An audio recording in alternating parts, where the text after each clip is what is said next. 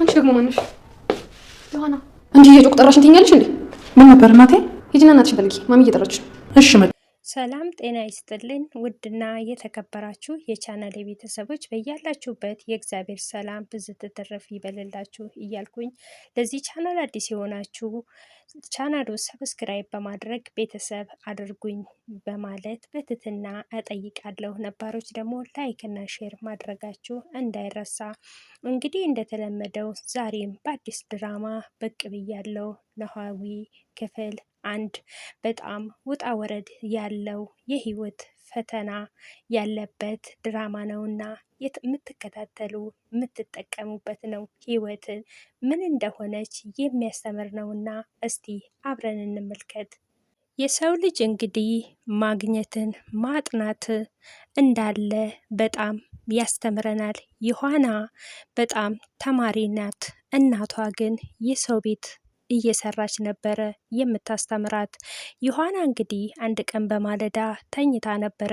እናቷም ተነሺ ወደ ትምህርት ቤት መሄድ አለብሽ ትላታለች። ዮሐናም እንግዲህ እኔ ትምህርት የለኝም ዛሬ ከአንቺ ጋር ነው መዋል የምፈልገው። እስቲ የአንቺ ቦታ ሄጄ ስራሽን ማየት አለብኝ ማገዝ አለብን ትላታለች። ይስማሙና ወደ ስራ ቦታ ይዛት ትሄዳለች። እናቷ እንግዲህ አንድ የሀብታም ቤት ውስጥ ቤት ማጽዳትና ምግብ መስራት ነበረ የምትሰራው። ዮሐናም ተከትላት አብራት ሄዳለች። ነገር ግን እናቷ ምግብ ስትሰራ ዮሐና ግን እንድታጸዳ ትልካታለች።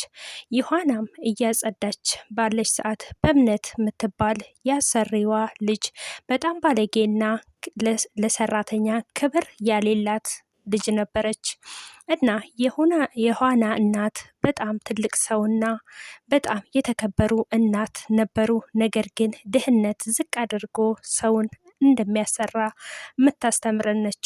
የዮሐና እናትም በጣም ልጅቷ በጣም አሰሪዋ በጣም ስርዓት ያሌላት ስትሆን ወንዱ ልጅ ግን በጣም ትህትናና በጣም አስተዋይ ልጅ ነው። ዮሐናን ቤት እያጸዳች ባለች ሰዓት አንቺ ደግሞ ማነሽ ትላታለች። እማየን ስራ ለማገዝ ነው የመጣሁት ትላታለች። በእምነትም እንግዲህ የዛች ያሮጊት ልጅ ነች እንዴ በማለትም ትናገራታለች። ዮሐና በጣም ከፍቷታል። ኮስተር ብላም ትመለከታታለች።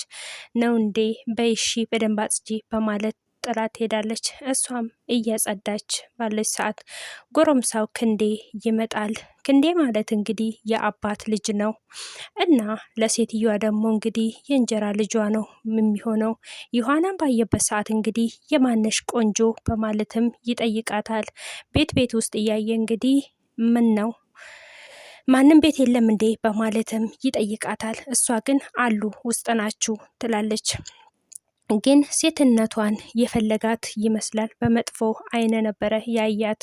ስራዋን እንግዲህ በምሰራበት ነበረ የምትሰራው። ዮሐና እናትም እንግዲህ በክችን ምግብ እያበሰለች ነበረ። ዮሐና ደግሞ በጣም ከፍቷለት በጣም ሀሳቧ በጭንቅላቷ ይመላለሳሉ። እናቷ ጋር በመሄድ እማዬ ምን ቦታ ነው ያለሽው? ምን ውስጥ ነው የምትሰሪው? ትላታለች። አይ ስራ ቦታ ነዋ። ምን ነው ማን ተናገረሽ? በማለትም እናትም ትጠይቃለች። አይ እኔማ ምን ሆናለሁ፣ ነገር ግን እኮ ሁሉም ጤነኞች አይደሉም በማለትም ትመልሳለች። እናቷም እንግዲህ እኔ እኮ ረጅም ዓመት የሰራውበት ነው፣ ምንም የነሱን አስተያየትና የነሱን አባባል ማየት የለብንም፣ ዝም ብለን ነው ስራችን መስራት ያለብን። እኔ እኮ እንዴት ተሰቃይቼ ነው የማመጣው እንጂ ምንም እኮ እንትን ነው። ዮሐናም እንግዲህ ስራውን እንዳልወደደችው ትነግራታለች። እናቷ ግን ታበረታታታለች። ማናቸውንም እንዳታዳምጪ ስራችን እንጂ ምንም ማድረግ አይቻልም በማለትም ትመልሳታለች። ዮሐና ቢከፋትም ለእናቷ ብላ ግን ተቀብላለች። ነገር ግን በጣምም ልቧ ተሰብረዋል። ቀበጧ በእምነት እንግዲህ አሁንም በምጋሜ ትመጣና ልብሷ እንዳልታጠበና እናቷም በስርዓት እንዳልሰራች ተነግራታለች። የበእምነት እናትም እንግዲህ ጥሪያት በማለትም ታስጠራታለች። ነይ እናቴ ትጠራሻለች ትላታለች። ምን ፈልገሽ ነው ትላታለች። እናትሽን ሂጂና እዛ ፈልጊ፣ እናቴ ግን ትጠራሻለች በማለትም ትነግራታለች። ጥላትም ትሄዳለች። ወይዘሮ ሀናም እንግዲህ እሺ ብለው ይሄዳሉ። በማለትም እንግዲህ እናትየዋም ከፍ ዝቅ በማድረግ ይናገሯታል። ወይዘሮ ሀናን ግን በጣም ስነ ምግባር ያላትና ሁሉንም ነገር እሺ በማለት የምታስተላልፈው በእምነትንም እንግዲህ በጣም መጥፎ ልጅ ስለሆነች ያለውን ነገር ሁሉ ነው ለእናቷ የምትናገረው። የዮሐና እናት ግን በጣም አስተዋይና ትዕግስተኛ ስለሆነች ሁሉም ነገር እሺ በማለት ነበረ የምታሳልፈው። በዚህ እንግዲህ ጥፋቷን በማታውቀው ነገር ሁሉ ግን እሺ እያለች ነው የምታሳልፈው። ነገር ግን ልጅቷ በጣም ባለጌ ስለሆነች ከዚህ ውጡ ከዚህ በማለትም ትነግራታለች። በሚያሳፍር ነገር ከፍ ዝቅ ታደርጋቸዋለች። እምነት ማለት እንግዲህ በዚህም እንዳሉ ሰዓት የጠፋ በማለትም ለእናቷ ትናገራለች። ሂጅ ማን የሚወስደው በማለትም ትጠይቃታለች። እናትየዋ አይ ከዚህ ከሴትዮ ውጪ ማንም ሰዓቴን የሚወስድ ሰው የለም፣ ሰዓቴ ወስደዋልና ሰዓቴን አስፈልግልኝ በማለትም ለእናቷ ትናገራለች። የሔዋና እናትም ትጠራና ሰዓቱን ትጠየቃለች። ነገር ግን እሷ ሰዓቱን እንዳላየች ትናገራለች። በዚህም እንዳሉ እንግዲህ ዮሐናም ትጠየቅና ዮሐናም ልጄን ብትሆን ቤቱን ያጸዳችው እንጂ ምንም ነገር አትነካም በማለትም ትነግራለች። እሱም ግን ናኦልም እንግዲህ ትምህርት ቤት ጨርሶ ቤት ይቀመጥ ነበረ። አባቱ ግን ለምንድነው እሱ በድርጅት ውስጥ የማሰራው በማለትም ሁሌም ይጨቃጨቃል። ለእናትም ይናገራል።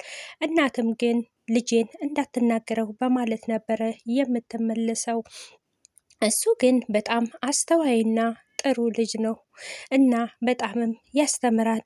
ዮሐናንም እንዲረዳት ከጎን ይጠይቃታል። እኔ ከጎንሽ ሆኜ ልረዳሽ ዝግጁ ነኝም ይላታል። ዮሐናም እሺ ችግር የለም ትላለች። ነገር ግን እዛ የነሱ ድርጅት ውስጥ ሌላ ሰውም የሚሰራም ስላለ እሱ ግን እዛ ድርጅት መስራት አይፈልግም። የገንዘብ ኦዲተር ስላለ ኦዲተሩን ቼክ ሲያደርግ እሱም ቼክ በሚያደርግ ሰዓት እንግዲህ ሲያይ ብዙ ገንዘብ እንደጠፋ ቼክ ያደርጋል። ከዛ እንዳለ ክንዴም ይመጣና ክንዴም ምንድን ነው ይለዋል። አይ እኔ እያየው ነበረ ግን ምንድን ነው እሱ ይሄ ነገር በማለትም ይጠይቃል። ሰማክ ይለዋል። እሱም እኔ እንተ ቦታ የሚቀመጥ አንድ ሰራተኛ ነበረ፣ ነገር ግን ያባረርኩት እኔ ነኝ በማለትም ይመልስለታል። እሱም ለምንድን ያባረርከው ምን ነበር በማለትም ይጠይቀዋል። አይ እሰራለሁ ካልክ በስርዓት ትሰራለህ፣ ከኔ ጋር ተስማምተክ መስራት አለብህ፣ አለበለዛ ግን ይሄን ስራ ለቀቅ እንደምትወጣ ይሄ ነገር ግልጽ ነው ይለዋል። እሱ እኮ ኦዲተሮች ይመጣሉ እንዴት ነው የሚደረገው በማለትም ይጠይቀዋል። ነገር ግን ክንዴ ምንም ነገር ኦዲት እንዲደረግ አይፈልግም። እሱ የሚፈልገው የአባቱ ሀብት ስለሆነ የአባቱን ሀብት ነው በእጁ ማድረግ የሚፈልገው። የዛሬ ቪዲዮዬ ይሄን ይመስላል። ቪዲዮን ከወደዳችሁት ላይክ፣ ሼር፣ ሰብስክራይብ በማድረግ ተአበረታቱኝ እላለሁ። ለምታበረታቱኝ እህት ወንድሞቼ አመሰግናለሁ። ክብረት ይስጥልኝ።